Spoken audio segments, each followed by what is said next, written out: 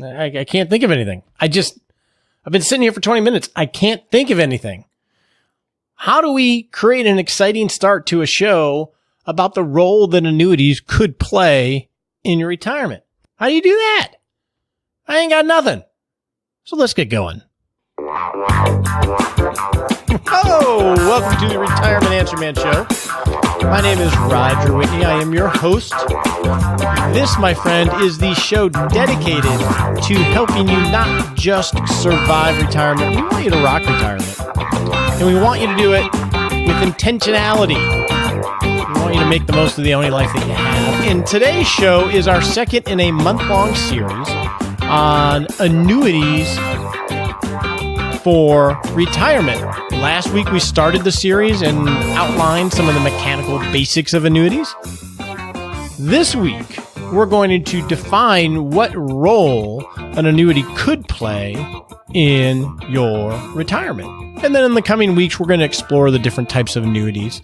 And the point here is to have some critical thinking and a curious and open mind on a topic, annuities, that are either vilified or glorified, depending on where you sit in that discussion. A lot of misinformation on both sides about annuities, so we're just together talking through step by step what annuities are and how they work and what roles they could play so we can come to our own decisions. And I have my biases, which I explained last week, and I'm trying to check those at the door so we can explore this topic together. But you know what? We can't do any of that until we have that all-important disclaimer.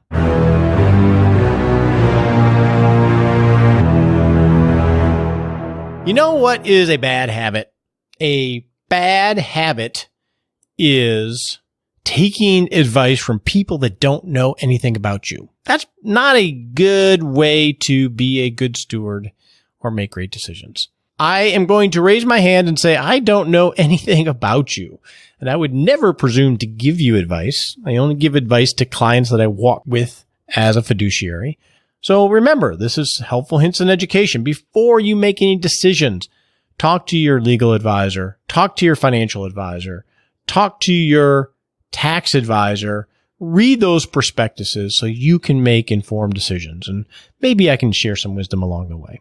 With that, we got a special announcement before our hot topic, so let's get to that.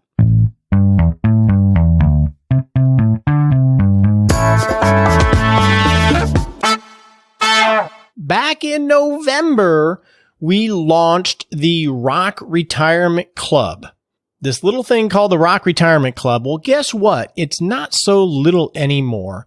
We had 2 very short periods of open enrollment in 2019, and we have over 200 members in our Rock Retirement Club. So there's a reason I'm telling you this. I'll get to that in a moment. So what is the Rock Retirement Club? It is a safe place where you can get what we think is world-class education on rocking retirement, from the soft side of things to the financial side of things. It's a safe place to get your questions answered and to get resources to take action. And lastly, it's a safe place to have conversations with quality people, much like yourself, without all the stuff on the internet. And it's a subscription club. And whether you work with an advisor or you are doing this on your own, our goal is to equip you to rock retirement. Well, we are opening it up for enrollment here in the next week or so. So this is your chance if you want to get the education, get the resources, and have really quality conversation with pretty cool people. Join over 200 people very much like you in the same season of life. Go to rockretirementclub.com and you can learn more information there, and you can put your name on the wait list for when we open it up here in the next week or two. So check that out at rockretirementclub.com. With that, let's get on to the hot topic segment. So when you retire, it's one of the very few times in life where, for most of us, we have the ability to organize our life any way that we want. We can live where we want. We can hang out with who we want. We can do what we want. It's not dictated by commutes or school districts or anything else. Now, that blank slate can be really, really intimidating.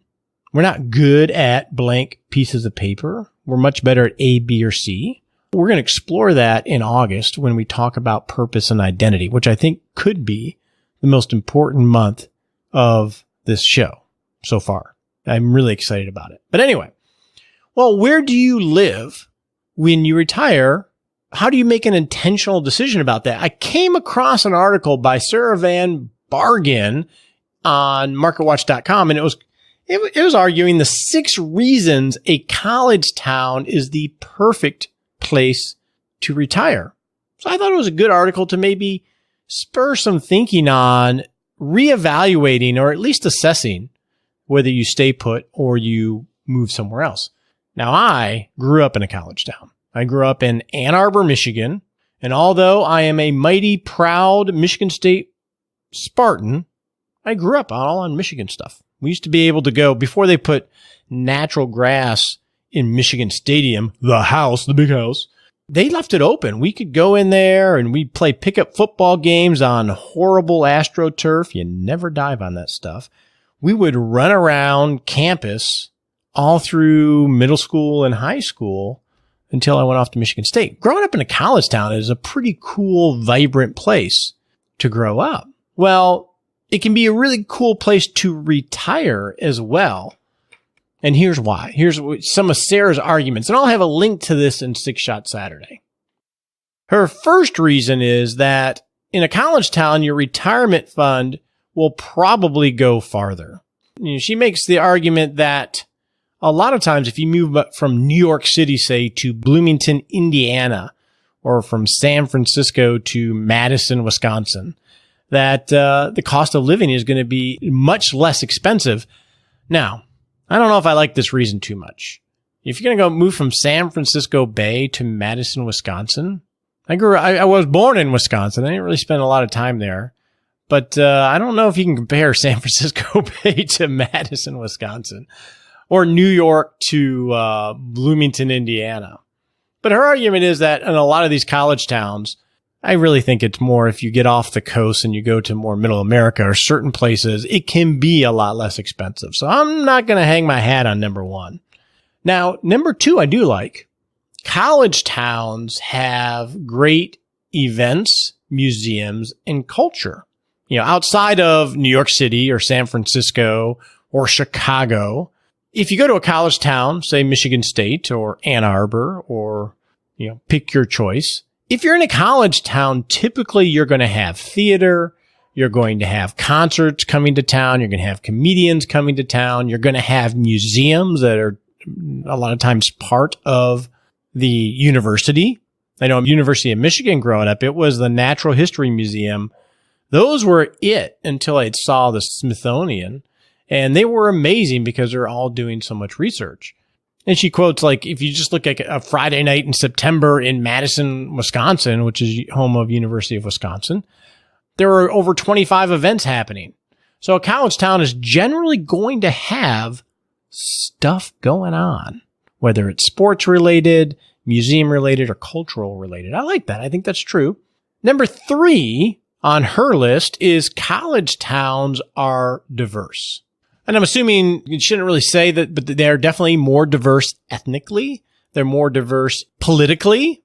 Maybe not in the university, but in my experience, even Ann Arbor, Michigan, which is a very liberal town, you still have a good mix of conservatives, liberals politically, and free spirits and libertarians as well. They're more likely to celebrate holidays outside of traditional American holidays because they have such a diverse population typically. And I think that can be really good to get exposed to ideas and to feel the vibrance of having this melting pot of sorts that a college campus ultimately promotes. Now, number 4 on her list, I thought was a really good one. It is college towns typically have very easy access to really good healthcare. Especially, obviously if there's a medical school attached to a university, you can use a lot of the university system. You can go to teaching. I remember growing up, all my dentist work was done at the University of Michigan Dental School by students at a fraction of the cost because we couldn't really afford anything else. They're typically going to have great clinics, hospitals, specialists that all work within the ecosystem around a university medical center or system. So I think that's a really important point because, what do retirees and older people use a lot? Healthcare. Number 5 is you'll be surrounded by youthful energy. Now, let's be frank. That can be annoying, right? When it's football Saturday and you're seeing drive by and houses are being TP'd, or you can be annoying. Young people can be annoying if you're older, for sure. But you know what? Young people can be awesome too. And there's this natural energy around a college town, not just for the kids or young adults going to college, but for the 20-somethings that have graduated and are working within the local community. And I think that's a great thing if you're older. You have exciting things going on. You have football games. You have really cool coffee shops, a lot of place to interact with people that really don't want to hear about your ailments. Right? Because if you're around a bunch of retired people and you're a lot older, oh yeah, my back's killing me, whatever. In college town, you're going to be around younger generations, and we've talked about the importance of building a social network down the age ladder as you get older. So I think that's a really good point. I always like the vibe of a college town. And her 6th reason is there are tons of opportunities to get involved, whether it's volunteering at museums or at theaters, whether it's mentoring young college graduates or college students, entrepreneur centers, helping mentor business startups or people getting into the nursing sector. There's a lot of opportunities to get involved to share your wisdom about life, about your profession, about getting into your profession, about starting a business, whether it's opportunities to work with professors or to speak at small events or to mentor one-on-one with students. There's a lot of great ways to get involved. So I think other than number 1 didn't quite hit me right, but I think there are a lot of really good reasons that we should consider the proximity to a college town when we're thinking about where we're going to retire. With that, let's go get the geek hat on and start talking about the role annuities could play in the retirement equation.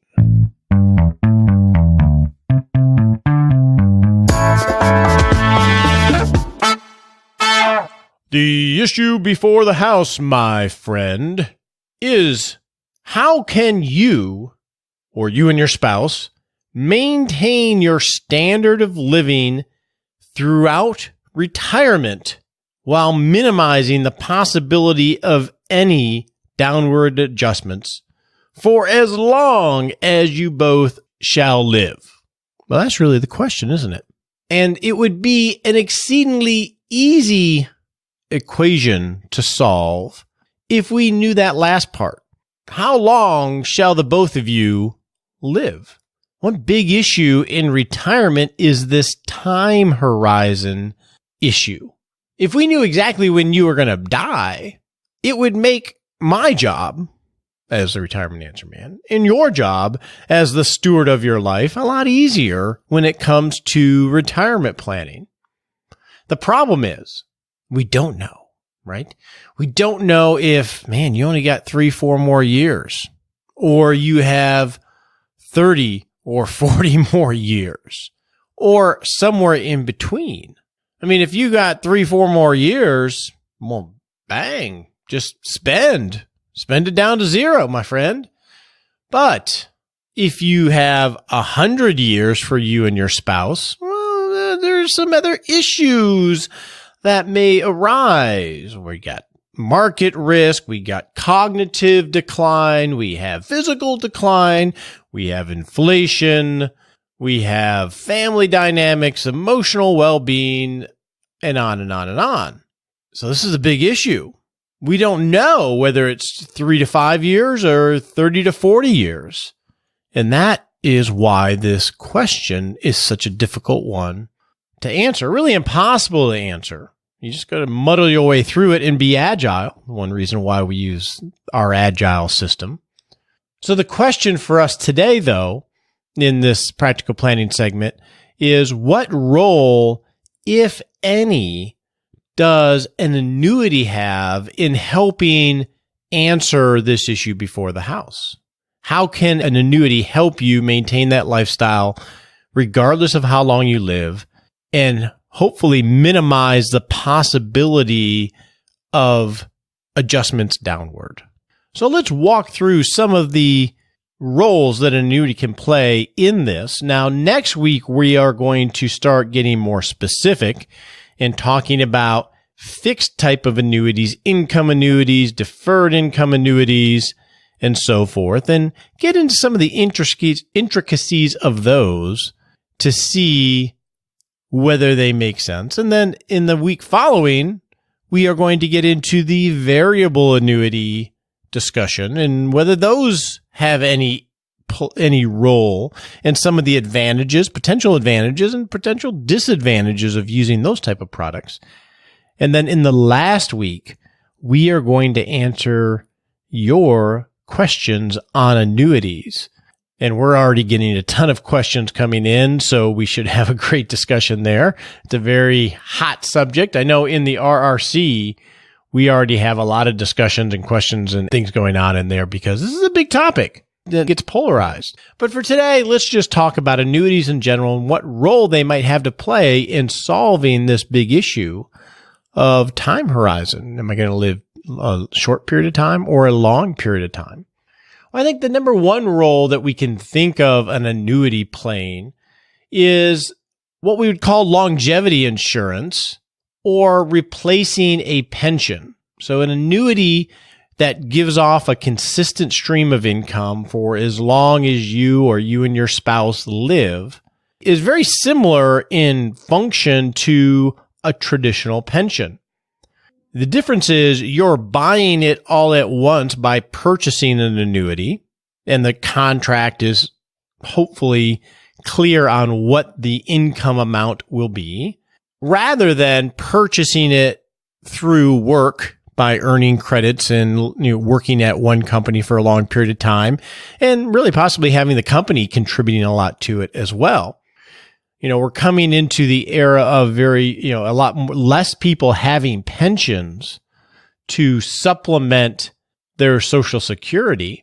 And buying an annuity, one role that it can play is to basically buy your own pension via buying an annuity that will guarantee some income for the rest of your life. So longevity insurance, because the advantage of that, even if they're not inflation adjusted, is that it's money that comes in consistently that you don't have to take market risk in. You don't have to think about, you can't overspend it because you only get a certain amount every single month. So you can't tap into it like you can an IRA or a 401k. You can't mismanage it. You can't have somebody steal all the money because you're only going to have the paycheck from the annuity every month or quarter, just like Social Security, right? Very similar anyway. One role that an annuity could play is just longevity insurance, where even if you live to 100, that money is going to come in month by month, year by year to supplement your Social Security, and it's a pretty easy button to hit. So longevity insurance is one role that an annuity could play. The second role, which we've already sort of talked about, is a second layer of quote unquote guaranteed income. So you got that Social Security coming in. For now, those checks are going to come in automatically. There may actually even be an inflation increase from time to time. I think we underestimate how important Social Security is, not just to people where it's the majority of their income, but even to fairly well-off people having that natural flow of income come in. Well, an annuity can be a second source to supplement the Social Security that you're getting, or maybe another pension that you're getting.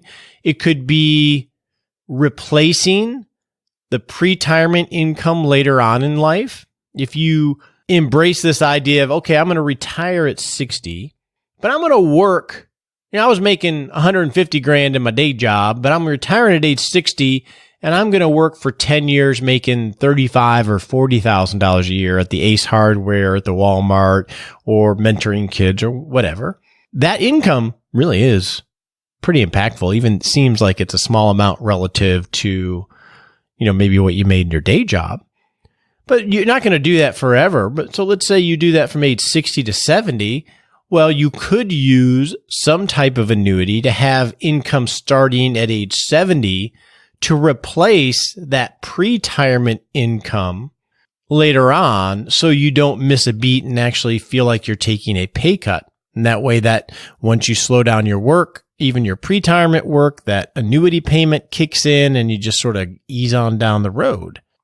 Another part of this guaranteed income role that an annuity could play is it could help supplement or help pay for your quote unquote no-go years. So we've talked about those concepts before, where in those go-go phase of retirement, when you're young and you got energy and you want to make the most of life. So if you do pass early, you experience things while you were healthy enough to be able to do it. And then you sort of slow down as you ease into retirement, typically in your 70s. Well, maybe you use an annuity that turns on at 80 or 85 to help supplement those no-go years. And that way you can protect yourself from overspending during the go-go phase, because it's easy to do, right? You could go a little too much. So on the front end, if you want to protect against that, you could say, hey, we're going to spend a lot of money here the next 10 or so years. And rather than worry about doing it in excess, let's go ahead and secure that guaranteed payment from an annuity that will start well later on in life. That way, if we really go for a while, worst case, we have this firewall of our Social Security and this annuity that's going to turn on income at a later date. I think that's a interesting strategy of protecting yourself from yourself. Another aspect of this guaranteed income could be, let's say you're sitting there and you've calculated, what it's going to cost you to retire, and you know what your needs are. If we think of needs, wants, and wishes, needs being a good life, still some entertainment and some fun, but you know what that needs level is, and you know what the gap is between all of what we call in finance social capital, or Social Security being the biggest one of those. Let's say, Social Security covers 50% of that base need level. One strategy or one role an annuity could play is to cover the other 50% of that base need level. And that way you buy it up front, you turn it on when it makes sense to be turned on. And now you and your spouse are sitting there. Okay, we've just secured almost all of our base spending needs for the rest of our lives, with lots of assumptions underneath. Don't forget those assumptions. That's why you got to be agile. But the idea being, I've taken care of it. Some of that logic comes in when we're thinking about, I'll use myself as an example. Okay, we're debt-free except for our mortgage. If I had a big chunk of money, let's assume my mortgage is $150,000. Let's say I had $150,000 in the bank, or $300,000 in the bank. Do I just pay my mortgage off? Well, you could argue that mathematically it doesn't make sense, right? I'm only paying 3.5 tax adjusted on my mortgage. Why would I pay that off? I can earn more than 3.5% potentially by keeping the mortgage and putting the money to work. That makes total sense mathematically. But there's this pull for a lot of us, especially going into retirement. No, I'm paying the mortgage off because I know I got my house. Yeah, mathematically, it might make better sense for me to do something else, but I don't want to have a mortgage payment when I'm retired, because psychologically, it makes me feel more comfortable to be able to do things that I might not otherwise feel comfortable enough to do. Well, you can make that same argument. Okay, yeah, it's going to cost me X amount to cover the gap between my Social Security and my base needs as I have them calculated. And it's not mathematically maybe the best thing to do, but you know what? It sure feels good. And if I don't do it, it's going to change how I do things. In terms of investing, it could potentially change things in terms of spending choices. Maybe without doing it, you're not going to let yourself have as much go-go as you should. So you can see how this guaranteed income, either looking at it as a replacement for pre-retirement, funding your no-go years, or targeting, covering between your social capital, Social Security in this case, covering that gap so you can give yourself the mental permission to be able to do things. Even if mathematically, just like paying off the house, may not make the most sense. So as an aside on that, it's interesting with what I do. I think it's because people like you that listen to the show are listening to the show because you are intentional about being a good steward of your life. And yeah, maybe you made some mistakes and, you're not exactly where you want to be or whatever. But for the most part, you're probably doing most things right. You're doing pretty well. What I find with clients that I work with, two things I have to do more than you would think is one, help them see what is possible that is beyond what they will allow them to think is possible. Usually they're fairly overfunded and they just don't, they're so used to just the identity of saving and investing and denying themselves that they can't think about harvest. So it's helping them expand their thinking and giving them a framework to see that, yeah, it's actually really okay. And the second, which is sort of part of that is, and I've had discussions about this with clients of having to have very pointed discussions with both spouses in the house saying, yes, you can go on that trip, or no, you don't need to save that extra money. Sometimes we need that extra permission. And I think this idea of using a role of an annuity to give us that comfort, to give us a better base to say, okay, I can lighten up a little bit on the saving and the frugality. Not that you necessarily have to, but you get the point, I think. Now, another role that an annuity could play is to simplify things for your future self. We talked briefly about this last week.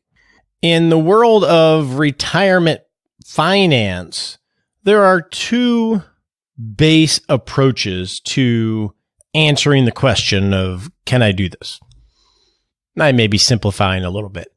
The first one is probability-based analysis, using Monte Carlo scenarios, using it as a guide, continuing to make little adjustments along the way, the iterative approach, the agile retirement management that we do, meaning that you want to hold on to optionality. You identify that you got to be careful because making 30-year decisions for your 30-year self, you don't know who that person's going to be. I mean, just look back 30 years from today. Are you surprised? You're probably not quite the version you expected. But the point is, it's so unknowable. It's better to keep as much options as you can, be efficient, and just keep iterating and making little adjustments along the way. If you've listened to the show, you've heard me say that a lot, and I believe in that approach. The second major approach that we see is what's called the safety first approach. It's, yes, but I have to count the cost and pay for as much as the cost and take all of the uncertainty, quote unquote, uncertainty, take the uncertainty as much as I can off the table by securing sources of income in whatever way I can, so I don't even have to think about it. It's a much more conservative approach than the probability. It's a lot simpler, but there's a big potential opportunity cost to it because you're going to put up a lot of money. You're going to take a lot less risk in order to secure, even if it's lower returns, at least they're securer returns. So Probability-based, safety first. Interestingly, just over the last 7 or 8 months, we, meaning myself and our team, have pivoted a little bit. We practice agile retirement management using the probability-based approach, but we also add on the safety first approach and work with clients to figure out how much they're going to rely on one or the other. And that decision is often based off of a couple things. One, it's based off of personal preference. It's based off of family dynamics, psychologically, cognitively, age-wise, physically. And it's in a big part based off of fundedness. And we've talked about fundedness in the past. For someone that is underfunded or very constrained, meaning they might not have enough money, or it looks like they got enough money, but it could go either way. It's teetering. If you're underfunded or constrained, leaning more towards the safety first approach may be a better path. Now, you would argue, well, wait a second. If I'm really constrained, I can't lean towards the safety first that might not give me the potential returns that could improve my situation. I need the returns. I need to take more risk. You would think that, right? That's sort of the knee jerk I hear a lot. But the problem with that, I think, is the more constrained or underfunded you are, the more impactful negative scenarios will be in your life. You could potentially take a okay situation and turn it into a really sucky situation by trying to embrace even more risks, hoping for returns to improve it. Hope is not a strategy. Very much like gambling. If you lose, like, wow, I just need to bet more so I can catch up. It's faulty logic. And that's why you got to be careful. So I think the more you are constrained or underfunded, the more you might want to lean towards safety first.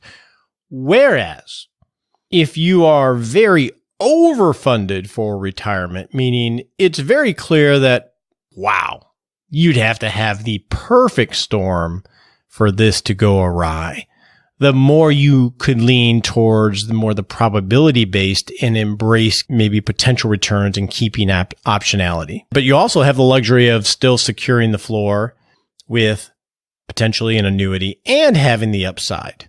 It sort of sucks that way, right? The people that don't need the returns are in the best position to try to maybe position themselves to get better long-term returns.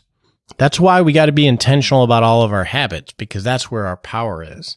So what we've done is we use a hybrid of probability and then safety first. But the safety first is going to be more attractive to annuities as a role of guaranteeing income, because even if it's at a much lower base and quote unquote life won't be as great, at least it will be secure.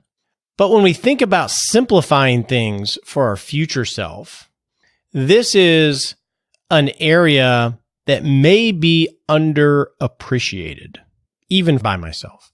Because here you are, let's say you're 55, 60 years old, you're making all of these decisions and following a track, even though we know when we're 80 or 85, we're not going to be as sharp potentially or as physically fit or as energetic. We know that intellectually we know that. But it's a normal thing for us to project who we are out into the future forever. And so part of a role that an annuity may play is acknowledging, hey, I'm 60. This all can work without it. But you know what? When I'm 80, I may have lost my marbles. I may physically not be able to do things. I may be around people that are not helping me make healthy choices. I may get much more fearful as I age. We're not even talking about Alzheimer's and dementia and all those other things. Physically, you may not have the energy to think about this stuff, and you rely on just habits and just don't pay attention near as much as you could or should. That's important. So an annuity may have a role in protecting against becoming frail, fraud. Your 80-year-old self who is not as sharp as they used to be may be subject to fraud, may be subject to overspending, poor investment decisions, cognitive decline. Here's one. What about your kids? Maybe something like this could protect your assets against your kids taking advantage of you. That sounds horrible to say. I've seen it. I'm dealing with it now in situations. One situation I think of is, in this case, an annuity was not used in the role of this, but what was used was a trust, because it was clear when one spouse died, and this is usually how it plays out, at least in my experience. Two spouses, they're doing great, they got kids. The spouse that is really the money savvy spouse passes, let's even say in their 70s or 80s. The remaining spouse, who is not money savvy, now has all this money, and they are lonely, they feel guilty for their kids, and they lavish their children to help keep them in their lives. Now, worst case, and I'm dealing with these, he's got crappy kids that are milking it. And absent, the case I'm thinking of, a trust, or absent, say, guaranteed income that can't be overtapped by spending down the account, this person could be in a bad situation. So it could protect us from our future self. It could have that kind of role. So I want to end this talking about some of the costs associated with using an annuity for one of these roles. One of the biggest costs is the loss of liquidity, meaning if you buy a pension-like payment, let's assume it's an immediate income annuity, and you put in your $300,000 for whatever they're going to give you every month, well, you're not ever going to get that $300,000 back. That's a lot of money. That's a big permanent decision. So you lose the liquidity. Another issue is you lose optionality or flexibility, meaning, yeah, it's okay to sit here and talk about making decisions for our 80-year-old self, but what's going to happen 10 years from now or 15 years from now? You get tied into most annuity contracts where they make it very difficult to get out. It's a little bit like the Hotel California. Not in all cases. Not in all cases. But annuities are very easy to get into, and they're the people that sell them typically are very convincing and very nice people. And they're very difficult to get out of. So you lose some flexibility and optionality. And I don't know if we put enough of a value on what that is when we're talking 20, 30, 40 years. That's one big hang up that I have had with annuities, amongst others, is losing that optionality. I've never seen them after the fact, not never, work out just amazingly. Oh, I'm so glad I bought that 10 years ago. Sometimes, but I just haven't seen it that much. One cost is they're extremely complex. The contracts are complex. Even when you read them and you have clarity, you have to keep revisiting it because there are a lot of gotchas or potentially a lot of gotchas, and they're just complex things. They're insurance contracts, and everything is contract driven, much like a trust, why you have to have a trust written so well. So they're very complex. Once you annuitize, you have total lack of control. Most of the time, although there are some options available coming now, is you lose your inflation hedge. You know, we talk about internal rates of return on annuities versus, what potentially you could get in the market. And we'll get into some of that next week and the week after. But inflation is insidious, and a lot of times those aren't calculated in there. So you may lose some inflation hedging if you don't structure it right. And then you have just the fees. So the big fees typically are on the variable annuity side, which we'll get into in a couple weeks. On the fixed annuity side, they're much cleaner and easy to understand, but you can see a variable annuity with 3-4% total internal fees. So whatever beneficial options you have for step ups or growth, the hurdle is set so high, it's likely that you're not going to get those. So there's a lot of cost in optionality, control, understanding the whole thing, and the fees and the ability, if ever, get out of them. that make these, I think, much more of an important decision to make and slow decision to make than most people do.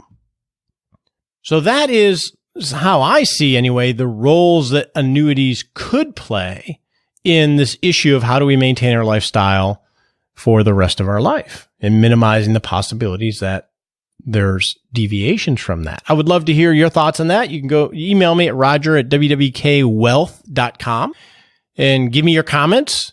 Email me your questions, and if we can include them in the last show of the week, we will do that. But with that said, let's go get happy.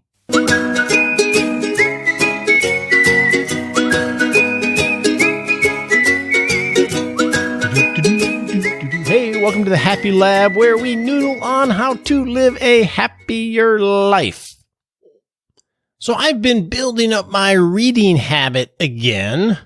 Not reading articles and abstracts and things like that. Do that a lot, but reading books. And I am reading a book right now that is making me happy. I'm so excited about it. And the book is called Atomic Habits by James Clear.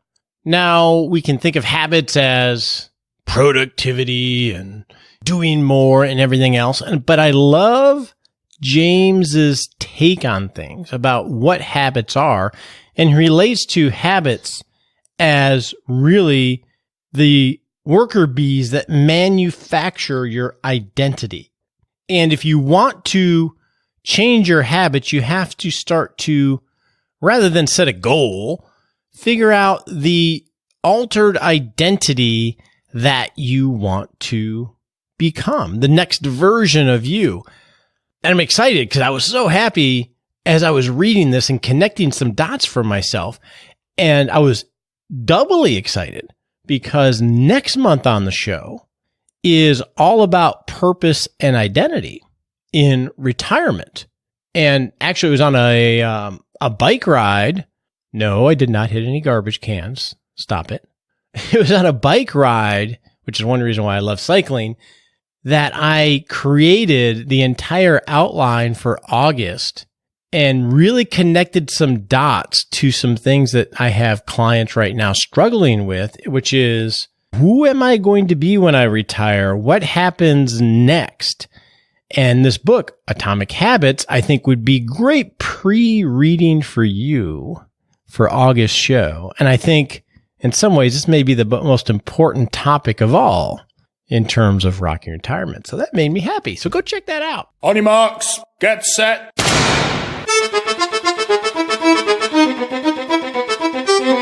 Okay, we got a 7-day goal we're here to set. So in the next 7 days, I want you, my friend, to consider reading Atomic Habits by James Clear. It's that important. I think I'm just blown away by it. So in the next 7 days, if you're wondering about who you're going to be, pick up that book, start reading it, and it's really going to prep you for next month. And I think it could be really impactful. So there you go.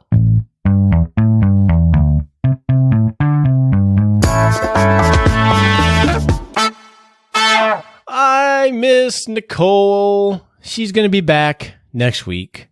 It's been busy. She's got her kids. She's going to the botanical gardens. She's just doing a lot of crazy mom stuff with her crazy boys, which is awesome, but I miss her. So she will be back next week. I think she misses me too. If you are interested in learning about the Rock Retirement Club and getting world-class education, tools to help you take action, and maybe most of all, people that are in the same stage of life, that have the same outlook on life, that want to be intentional, go check out the Rock Retirement Club at rockretirementclub.com. We're probably going to open it up for enrollment here in the next week or so. So go check that out, and I'll talk to you next week. Be well, all right?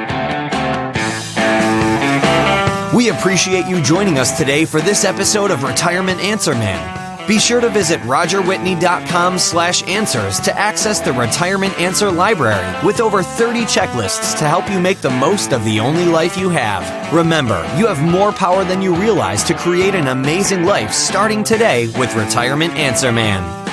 The opinions voiced in this material are for general information only and are not intended to provide specific advice or recommendations for any individual. All performance referenced is historical and no guarantee of future results. All indices are unmanaged and may not be invested into directly. Have a wonderful day.